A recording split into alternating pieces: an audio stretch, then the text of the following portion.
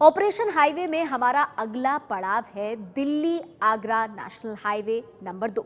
रात के वक्त इस हाईवे पर कैसी रहती है सुरक्षा और अगर कोई मुश्किल में फंस जाए तो क्या उसे मदद मिलती है? विनीता यादव के साथ देखिए ये पड़ताल।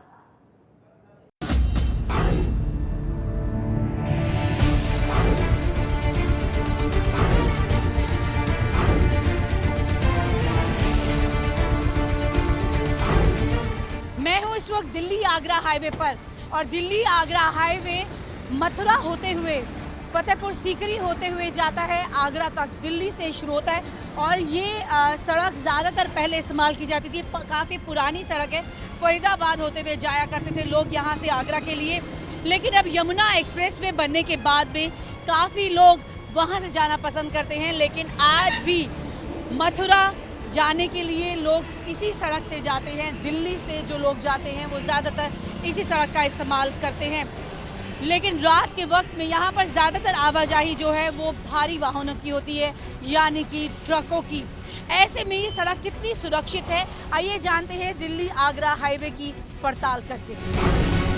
दिल्ली आगरा राष्ट्रीय राजमार्ग पर दिल्ली की सीमा खत्म होते ही हरियाणा का फरीदाबाद शहर शुरू हो जाता है।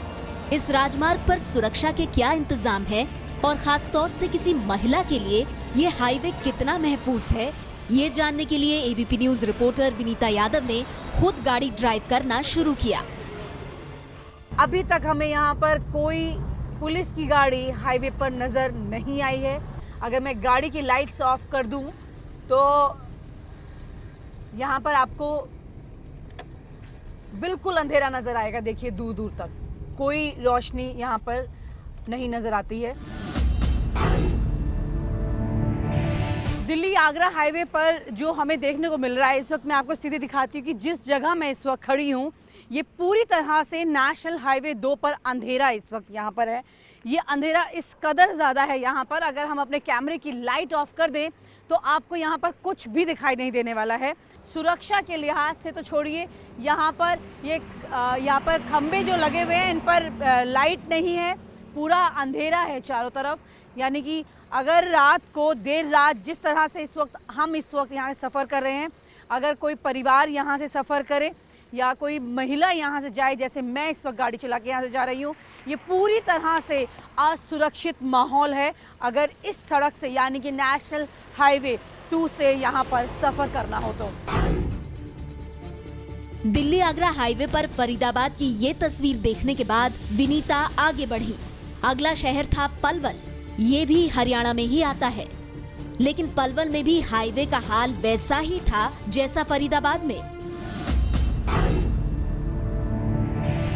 हम अब दिल्ली आगरा हाईवे के एक ढाबे पर पहुंचे हैं और यहाँ पर लोगों से पूछेंगे कि किस तरह से यहाँ पर वो अपने आप को सुरक्षित महसूस करते हैं, क्योंकि काफ़ी लंबे वक्त से ये खबरें चर्चा में रही कि मथुरा पर हाईवे पर जो लोग यहाँ पर सफ़र करते हुए जाते हैं वो अपने आप को कहीं ना कहीं असुरक्षित इसलिए महसूस करते हैं क्योंकि गाड़ी के पीछे कोई और गाड़ी का खतरा जो कि उन्हें फॉलो कर रही है, ऐसा उन्हें लगता है। रात होने की वजह से ढाबे पर लोग नहीं थे, कुर्सियां खाली पड़ी थी। 1-2 ट्रक वाले और ढाबे वाले के अलावा यहाँ कोई नहीं था। यानी रात के वक्त महिलाओं के साथ सफर करने वाला कोई परिवार हाईवे के इस ढाबे पर रुकना चाहे तो उसे सोचना पड़ेगा। हमने ढाबे वाले से पूछा कि क्या हाईवे के इस हिस्से पर हमेशा से ही ऐसा ही अंधेरा रहता है। ढाबे की लाइट के अलावा मुझे कोई और लाइट भी नजर नहीं आई। यहाँ कहीं नहीं है पूरे हाईवे पे नहीं। बल्लभगढ़ पलवल के बीच में कहीं लाइटें नहीं। अगर बीच में कोई दिक्कत हो जाए तो रास्ते में अब ये तो क्या है, इसको कोई जवाबदारी थोड़ी है किसी की। अगर रात के वक्त इस हाईवे पर वाकई किसी के साथ कोई दुर्घटना हो तो वो क्या करेगा? क्या पुलिस उस तक पहुंच पाएगी? यही जानने के लिए ABP news reporter Vinita Yadav ने एक ढाबे पर पहुंचकर 100 नंबर पर पुलिस को फोन लगाया, लेकिन 3 बार लगातार कोशिश करने के बाद भी फोन नहीं लगा। एक बार फिर से यानी चौथी बार मैं इस नंबर को डायल कर रही हूँ, ये देखने के लिए कि क्या ये नंबर पुलिस का लगता है और वो यहाँ पर पहुँचती है या नहीं। रिपोर्टर विनीता यादव की ये कोशिश भी बेकार गई।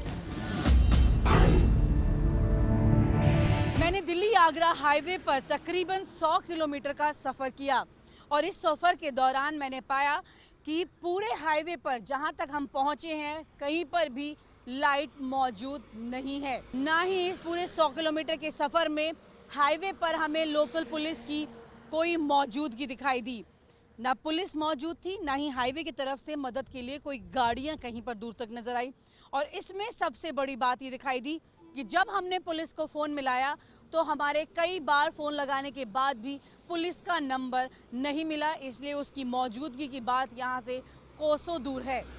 स्थिति यहाँ पर अगर हादसे की कोई हो जाती है तो मदद के लिए शायद यहाँ कोई नज़र नहीं आएगा।